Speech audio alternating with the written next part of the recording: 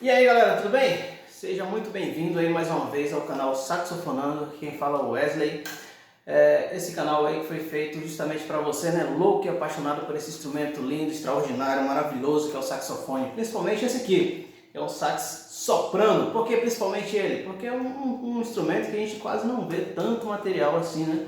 E esse é o intuito do canal, galera. Ajudar você que está começando agora no instrumento, você que já começou, mas ainda está patinando. Ajudar você a chegar naquele timbre ideal, aquele som ideal. Hoje, gente, o vídeo vai ser um pouco diferente. A gente vai deixar um pouquinho o nosso instrumento aqui de lado e a gente vai falar sobre algumas nomenclaturas musicais. O que são nomenclaturas? Nomes que a gente normalmente ouve aí no meio musical e que às vezes a gente passa batida, a gente fica meio voando, meio aéreo, né? Boiando. O que é isso? A começar pelo tão famoso timbre. O que é timbre, gente? Antes disso, você já se deparou com algum desses nomes aqui? Você vai olhar algum vídeo no YouTube, vai pesquisar alguma coisa aí sobre o teu instrumento, sobre uma música legal. Você já se deparou, por exemplo, com um B maiúsculo e um Bzinho minúsculo? Você sabe o que significa? Ou, por exemplo, o que é uma clave? O que é um tom? Muito comum você estar ouvindo uma música aí ao vivo, principalmente, né? Aí o cantor vai lá e fala, fulano, puxa em tal tom maior, sol maior. O que é isso? O que significa? Ou, vamos tirar essa música de ouvido. O que é tirar uma música de ouvido? A gente vai tentar sair de hoje aqui com todas essas dúvidas sanadas, beleza? Vamos lá, vamos começar pelo timbre. Galera, o que é o timbre do instrumento? Funciona assim, todos nós temos uma impressão, como se fosse uma impressão digital da tua voz. A tua voz ela é única. Ela tem uma vibração, uma certa vibração que só você produz aquela vibração. Ah não, mas fulano e tal consegue imitar, né? Consegue me imitar. Ou então a minha voz é muito parecida com a dele. Ela pode ser parecida e esse som ele pode ser trabalhado para chegar ao máximo possível próximo ao teu som, né? Ao som que você produz. Mas esse timbre ele é teu, a tua voz é tua.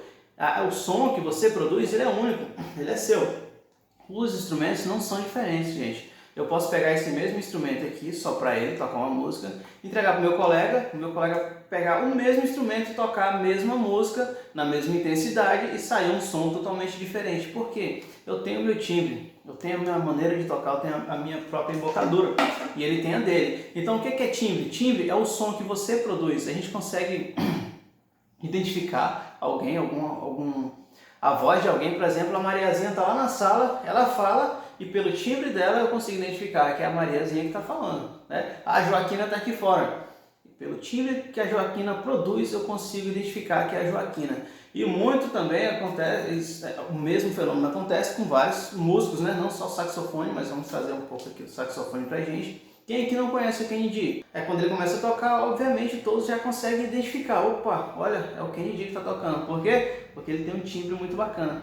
Tem um outro músico que eu conheço, não estou ganhando nada para falar dele aqui, brasileiro, um músico ótimo, toca sax soprano divinamente bem. Fábio Costa, o nome dele, e ele toca com a mesma boquilha do Kennedy, que é uma do Coffee 8, tocava pelo menos, né? A última vez que eu conversei com ele, ele tocava a do Coffee 8. O timbre dele é muito parecido com o do Kennedy. Para um ouvido mais despercebido um pouco, a gente consegue confundir facilmente, porque ele tem um timbre muito parecido. Mas a maneira da sonoridade dele, a gente consegue identificar que não é o Kennedy que está tocando, é ele. Claro que ele faz umas coisas lá, vou puxar sardinha pro brasileiro, ele faz umas coisas que, rapaz, Kennedy tá perdendo. Não é, Fábio? Se estiver vendo esse vídeo aí. Beleza, então o que é timbre? Timbre vai ser o som que você produz. Independente se é da tua voz ou se é do instrumento, o timbre vai ser o som que você está produzindo naquele momento, vai ser a tua impressão digital sonora, pode dizer assim, né? E esse B maiúsculo, o que significa B maiúsculo, cara? Se você for pesquisar aí, gente, então timbre já foi, né?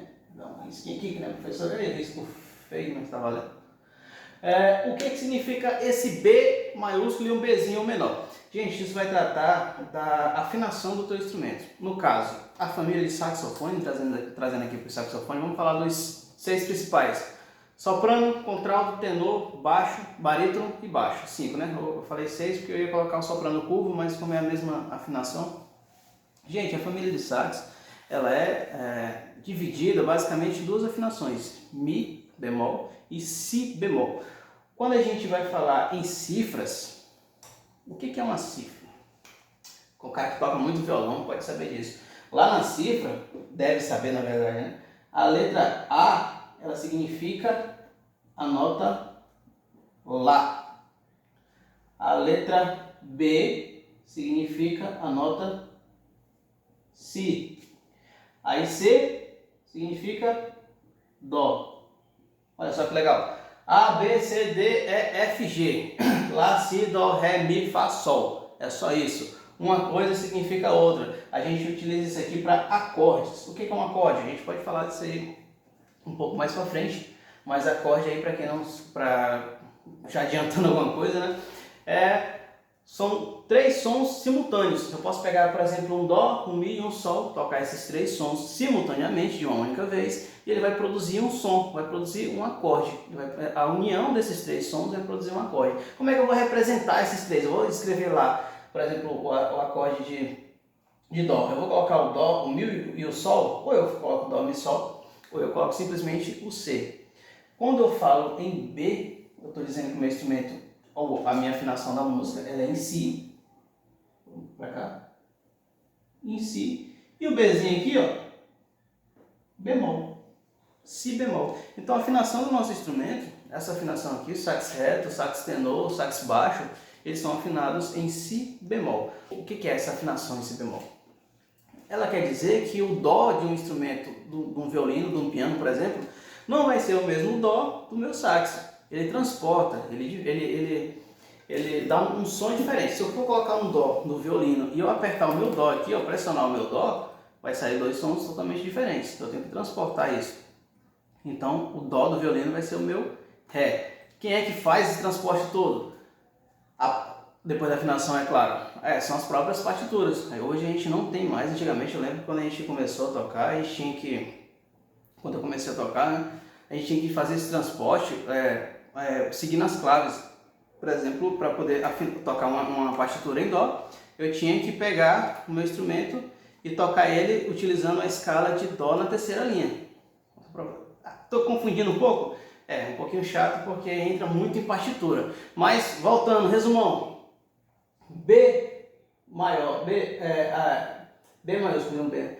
Minúsculo significa Si bemol, uma afinação da música que vai estar em Si bemol. Se você pegar um sax alto e for tocar uma partitura que tiver esse Bzinho esse Bzão e o Bzinho, vai sair muito grave. Se você pegar um sax soprano e for tocar uma música que ela está afinada para um sax alto, vai sair muito agudo, entendeu? A afinação do instrumento, ela está condizente diretamente ligada à partitura, beleza?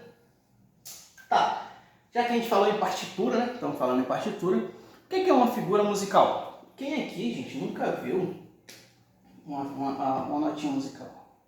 Uma figura musical? Aí, cara, hoje eu tô ruim de desenho. Quem aqui nunca viu isso aqui? Natal, principalmente, qualquer canto, a gente consegue falar. Se eu perguntar o que é isso aqui para alguém, vai dizer, uma nota musical. É uma nota musical? Para nós, músicos, não. E você que está iniciando o instrumento também tem que saber essa diferença. Por que isso não é uma nota musical? Isso aqui é uma figura musical. São figuras que representam sons dentro de uma partitura. Qual é a diferença de uma figura para uma nota musical? Essa figura, quando ela está inserida dentro de uma partitura, aí sim, nesse momento, quando ela tem clave, quando ela está escrita lá dentro da notação musical, ela vai se tornar uma nota musical. Mas se eu deixar ela livre, leve e solta daquele jeito ali, não é uma nota, é uma figura musical. Assim como uma pausa e tal. Como é que ela vai se tornar, então, uma nota musical? Vamos desenhar aqui um pentagrama, uma partitura. Então, o que é isso aqui? Já foi. Vamos desenhar aqui. Claro, gente, que segundo toda aquela teoria musical, essas linhas que a gente chama de pentagrama porque são 5 vem do penta, né? Elas são linhas paralelas entre si, elas são todas num sentido só, e elas são equidistantes, ou seja, a mesma distância de uma linha para outra, né? Aqui está meio tortinho porque a gente está fazendo um exemplo, mas elas são, só para ficar bem claro que elas têm que ser, elas precisam ser da mesma distância. Aí eu vou e coloco uma nota, uma figura aqui, ó. Até que se eu colocar do jeito que está aqui, não é uma nota, é uma figura que está representando uma colcheia. Depois a gente pode falar sobre isso. Quando é que ela vai se tornar uma nota musical? Quando eu colocar, então a figura a gente já sabe que é simplesmente uma figura que vai representar um som qualquer dentro de uma partitura. Uma partitura, o que é? É um conjunto de compassos, e os compassos são conjuntos de pentagramas, são pentagramas. Então, a nota musical, ela vai se tornar, essa figura vai se tornar uma nota musical quando eu colocar quem lá? A minha clave. O que é uma clave? Esse aqui todo mundo lembra também, ó. É aquele famoso símbolo da música. Vou desenhar aqui dessa maneira, você vai entender. Se eu desenhar essa clave que a gente chama de clave de sol, olha onde é que está aqui a bolinha dela na segunda linha. Não está na segunda linha? Então qualquer figura que tiver nessa segunda linha, a gente conta as linhas de baixo para cima. 1, 2, 3, 4, 5. Se ela estiver na segunda linha, qualquer figura que tiver na segunda linha, a gente vai chamar de sol.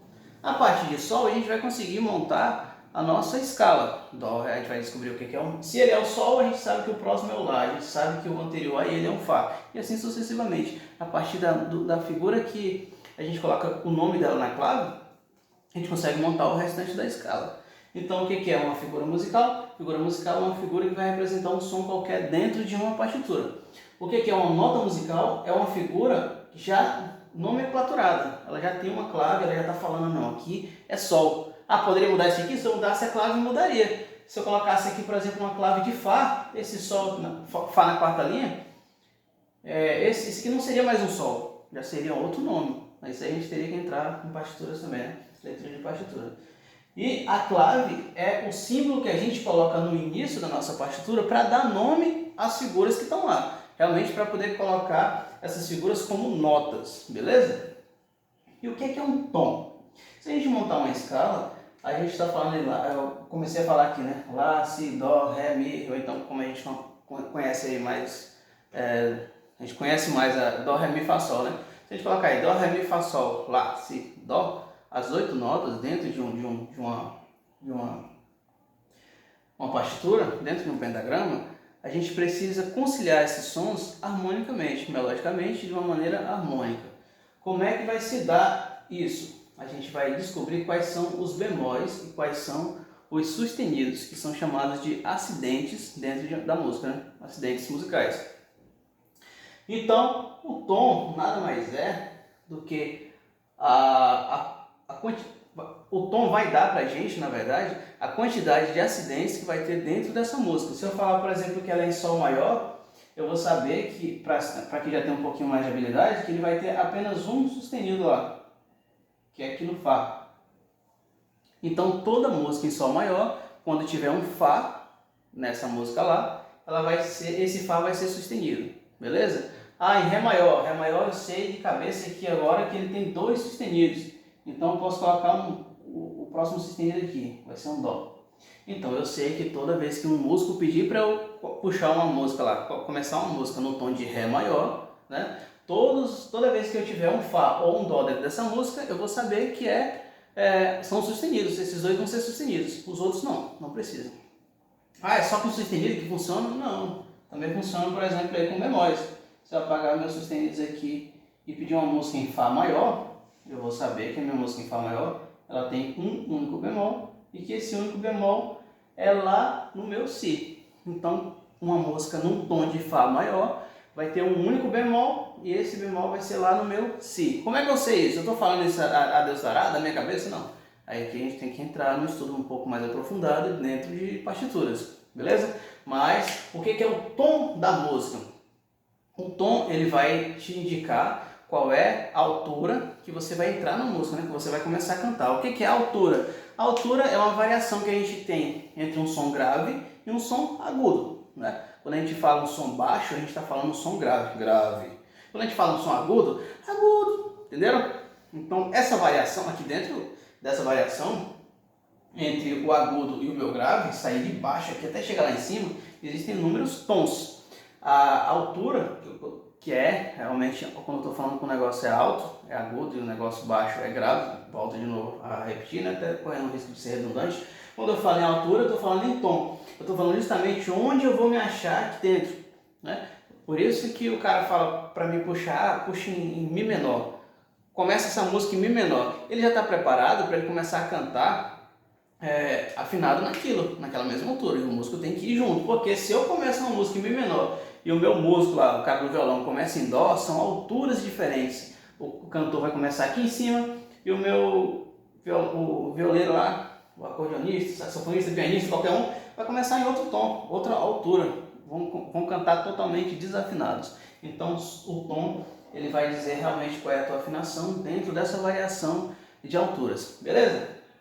Mas eu falei muito aqui, galera, em partitura, né? Partitura. Tem como eu fazer uma coisa sem entender nada de partitura? Tem como eu tocar uma música? Tem. Como é que você vai fazer? É aquela velha gíria que os caras falam, vamos tirar essa música de ouvido. Às vezes eu conheço músicos excelentes que nunca estudaram nada da música, assim, né? Um cara não sabe. Se eu mostrar para ele isso aqui, eu acabei de falar para vocês que é um sol, ele não vai saber o que é um sol, mas ele sabe fazer o instrumento, porque ele habituou, ele treinou o ouvido dele para toda vez que ele ouvir um sol, ele saber que aquilo é um sol. Quer dizer que não existe para esse músico essa parte, o cara tira a música de ouvido, o cara não estudou a música, então ele está estudando, ele está tocando ali sem a necessidade de partitura, sem a necessidade de tom, sem a necessidade de nada. Não. Existe lá, vai continuar existindo a minha partitura, vai continuar existindo os meus tons, vai continuar existindo figuras, notas, claves, vão continuar existindo. Ele só não tem a necessidade de estar olhando para aquilo para tocar, né? Ele vai conseguir simplesmente ouvindo, ele vai conseguir reproduzir, vai conseguir copiar sem a necessidade de ele conhecer aquilo. Não quer dizer que toda essa teoria musical vai ainda existir para esse músico, não. Ele só tem a habilidade de conseguir tocar sem a necessidade de estar acompanhando aquilo. E isso é uma habilidade que qualquer um pode, é uma habilidade que a gente consegue desenvolver e qualquer um consegue tirar uma música de ouvido. É interessante você aprender toda essa questão aqui de nomenclaturas musicais, o que é um pentagrama. É muito interessante. O que é um pentagrama, o que é uma partitura. É interessante você saber, mas tem como você tocar sem estudar esse negócio chato? Tem como aprender, né? Aí só que é uma outra maneira de você estudar. Beleza? É isso, gente. Eu espero que tenha ficado um pouco mais claro aí algumas coisas dessas que a gente ouve muito. Essa aqui eu coloquei como as 7 na verdade, né? Que a gente mais ouve normalmente quando a gente está pesquisando alguma coisa. Então quando a gente vai simplesmente baixar uma música para tentar acompanhar alguma coisa assim, a gente sempre ouve alguma coisa correlacionada a essa parte aqui. É isso, gente. Espero que vocês tenham gostado aí desse vídeo de hoje, né? Foi um vídeo um pouco diferente dos outros aí, normalmente a gente fala bem voltado mesmo ao instrumento aí, mas hoje a gente quis trazer esse aqui porque é uma coisa que você vai estar vendo, cara, no dia a dia, não tem jeito, você acaba se deparando com isso aqui no teu dia a dia de estudo mesmo, de música, e é legal você ter uma noção disso, né? Por mais que você não vai entrar em todo esse universo de teoria musical, às vezes você quer simplesmente tirar a música de ouvido, eu já falei que isso é perfeitamente possível. Mas é interessante você saber, você ter uma noção do que é aquilo ali, para não ser esse bicho de 7 cabeças, né? Você se bater, por exemplo, aí, o cara falar um pentagrama e você, eu sei que é um pentagrama, eu posso não entender ela toda, mas eu sei que é um conjunto ali de 5 linhas ali, que é formado na partitura e tal. O intuito do vídeo foi trazer isso, desmistificar algumas coisas, né? Eu espero que vocês tenham gostado, curtam aí, compartilhem, manda para aquele colega lá, para aquele teu amigo que também está junto contigo nessa batalha. E a gente se vê no próximo vídeo aí, beleza? Valeu!